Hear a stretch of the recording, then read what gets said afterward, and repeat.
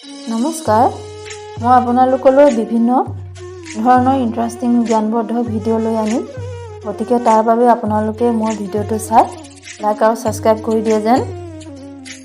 ভৱিষ্যমালিকা অনুসৰি কলিযুগৰ আয়ুস 4,32,000, কিন্তু বিভিন্ন ধৰণৰ পাপৰ বাবে কলিযুগৰ আয়ুস 5,000 কালখণ্ডতে সমাপ্ত হৈছে। বৰ্তমান চলি থকা সময়খিনিক সংগম যুগ বুলি কৈছে।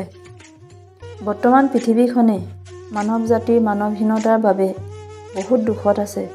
চাৰিওফালে কেৱল অৰাজকতা, প্ৰথমতে কৰোণা, তাৰপিছত কিছু সকাহ পোৱাৰ পাছত ইউক্ৰেইন আৰু ৰাছিয়াৰ যুদ্ধ, সদ্যহতে মণিপুৰত হোৱা ভয়ানক হিংসাত্মক ঘটনা, ছুনামি, হিমাচলত, ছিকিমত আৰু উত্তৰাখণ্ডত হোৱা ভয়ানক লেণ্ডশ্লাইড, দেশৰ ভিতৰতে হোৱা বিভিন্ন মতানৈক্য, ৰাজ্যৰ ভিতৰত হোৱা মতানৈক্য, মূল্যবৃদ্ধি, বিশেষকৈ গো হত্যা, জীৱ হত্যা, ভ্ৰূণ হত্যা ইত্যাদি ইত্যাদি।